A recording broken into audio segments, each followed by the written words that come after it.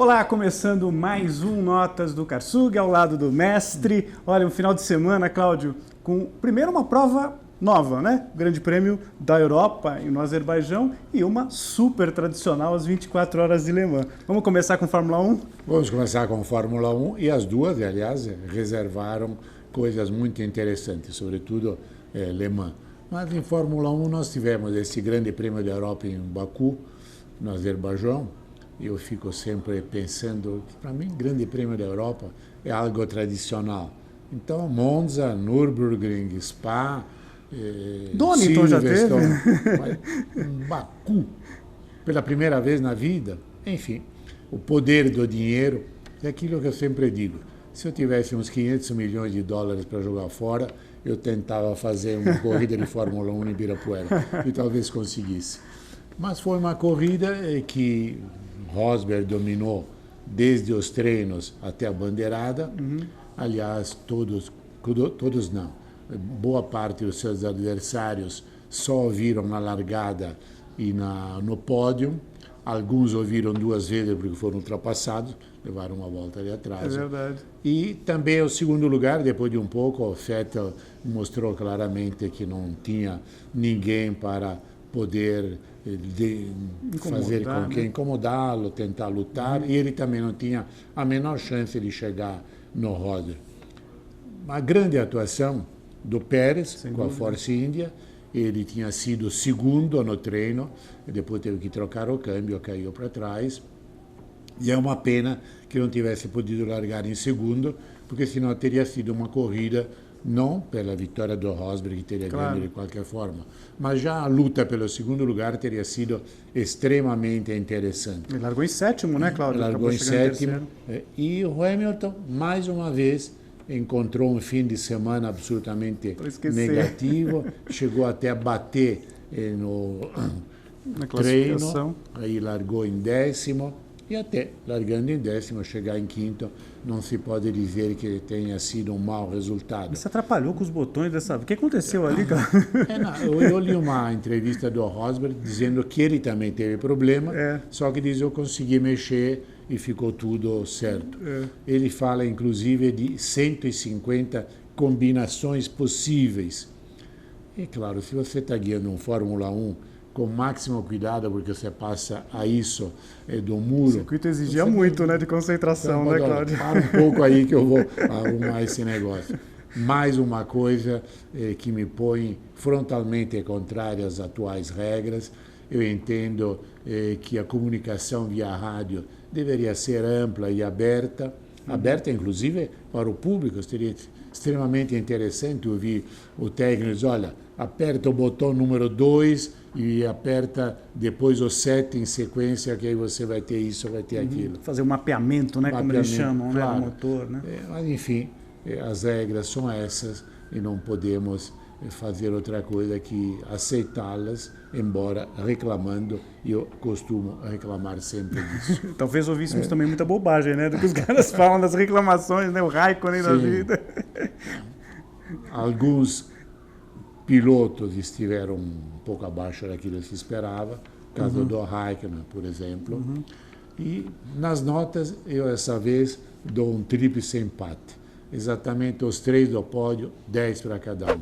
10 para o Rosberg, que venceu, dominou amplamente. 10 para o Vettel, que está tirando sempre alguma coisa a mais daquilo que o carro pode dar. O carro, na minha opinião, fica no meio termo entre aquilo que o Vettel dá e aquilo que o Raikkonen não dá.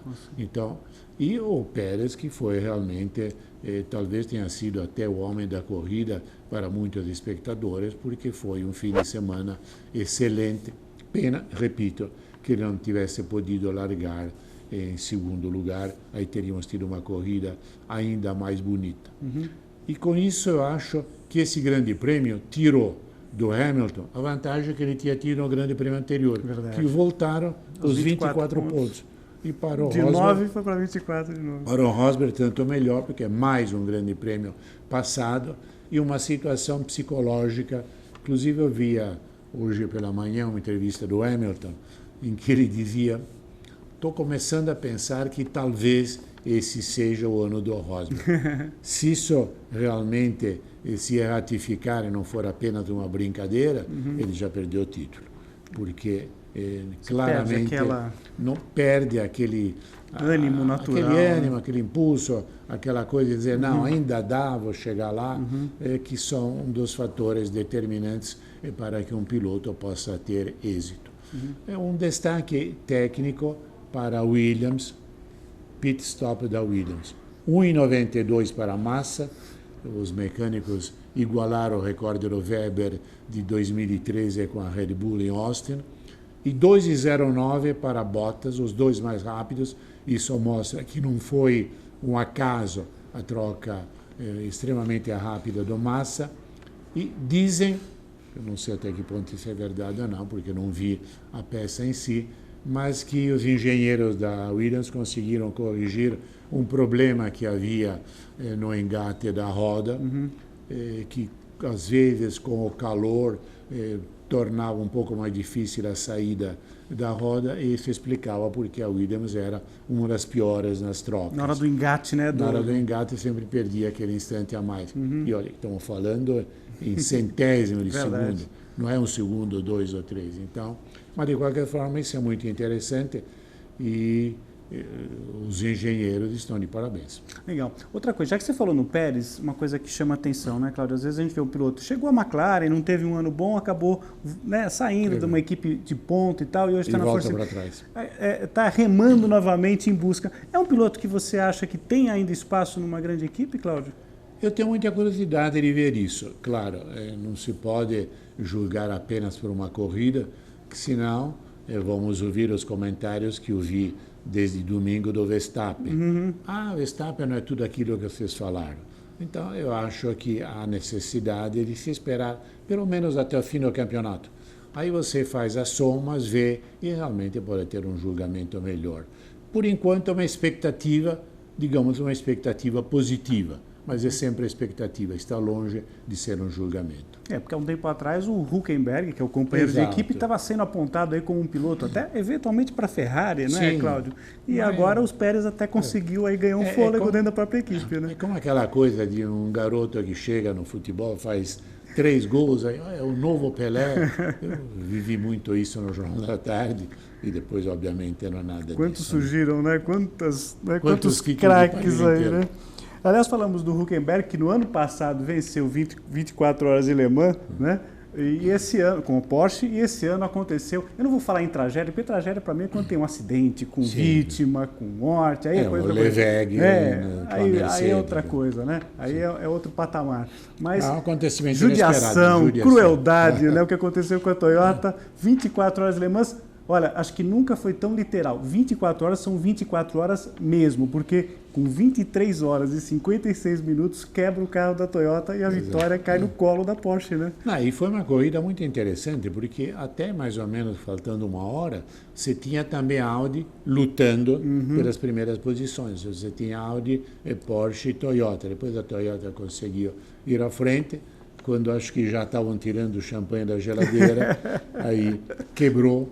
E é claro que também ninguém, naquele momento, foi ver o regulamento, porque senão teriam mandado o carro para antes da bandeirada, em vez de ser o último, seria segundo. Sim, era outra realidade. Acabou com isso, a Toyota acabou fazendo segundo lugar, né, na prova. Só lembrando, então, o Lieb, o Gianni e o Dumas foram primeiro lugar, né, com o Porsche, depois Toyota com o Kobayashi e o Conway, que corre na Indy, e o Sarrazin. E em terceiro, pódio brasileiro, Lucas de Grassi, com o Gianni e com o Duval.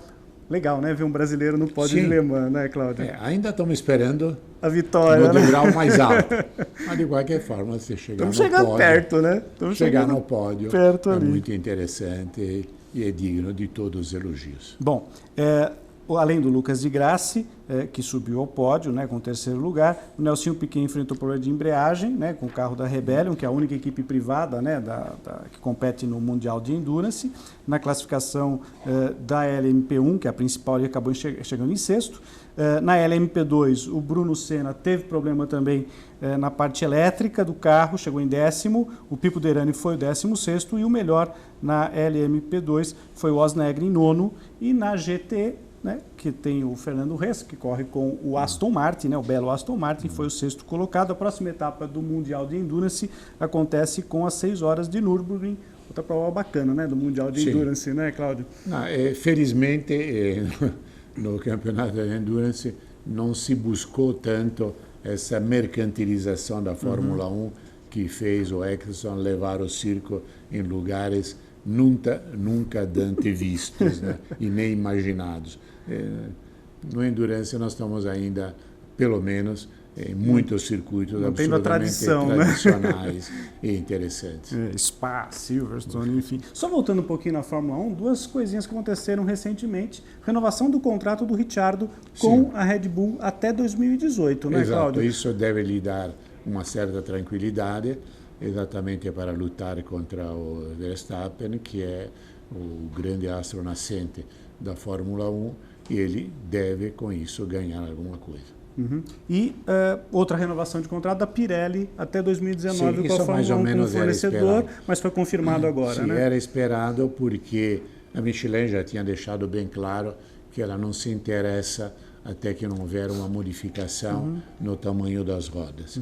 Ela acha que fazer pneus cuja tecnologia depois ela não pode transportar para os pneus normalmente vendidos para todo tipo de carro, não tem sentido, é um investimento que não vale a pena. Então, era automático que a Pirelli ficasse. E agora eu vou explorar um pouquinho o engenheiro Cláudio Karsug aqui, que além da experiência que é o jornalista também, como engenheiro, com carros, enfim, portanto. As equipes da Fórmula 1, Cláudio, já param o que estão fazendo em termos de carro desse ano e já pensam só no ano que vem? Tem que melhorar um pouquinho? Como é que fica a cabeça do engenheiro, do projetista em relação ao equipamento desse ano e pensando em 2017, Cláudio? Aí depende de várias coisas. Depende de dinheiro e depende de funcionários, elementos que você tem. Se você consegue ter muito dinheiro e ter 2 equipes separadas, uma cuidando do carro desse ano. Trabalhos paralelos e a outra ali, já né? projetando do outro. Bacana. Você pode ter até um engenheiro-chefe único para as 2, mas 2 equipes. Então é claro que ainda você vai trabalhar no carro desse ano, ao mesmo tempo que já há muito tempo você começou, isso já no mínimo em março, você já começa a projetar o carro para o ano que vem. Inclusive porque ano que vem teremos uma série de novidades. Quem não tem esse dinheiro tem que fazer a escolha, e geralmente a escolha como é feita. O que eu posso ainda tentar nesse campeonato? Nada, tipo da Sauber. Então não vou fazer nada, não vou gastar dinheiro e vamos tentar fazer o carro do ano que vem. Não, ainda dá para otimizar, né, o pessoal em vez fala. de ser quarto, ser terceiro na Copa dos Construtores, o que traz uma verba maior. Vale então, a pena, vamos né? Investimento, ainda, né? Vamos deixar um pouco de lado o carro do ano que vem e vamos concentrar os esforços nisso. Então, realmente, é uma possibilidade muito ampla nessas 3 hipóteses. Legal. Vamos ao recado final, Cláudio? Vamos ao recado final de Kia. Conheça toda a linha Kia, desde o Picanto até a Gran Carnival, passando pelo Cerato e a Kia Sportage em www.kia.com.br. E olha, já com novidades, como a gente falou no programa anterior, da Kia Sportage. Olha, eles aumentaram o entre-eixos em 3 centímetros e o porta-malas, Cláudio, foi de 465 litros para 503. Os engenheiros conseguem milagres, é assim? Não é questão de milagre. É questão de você otimizar os 3 centímetros que você ganha também em toda a geometria, em toda a arquitetura interna do carro.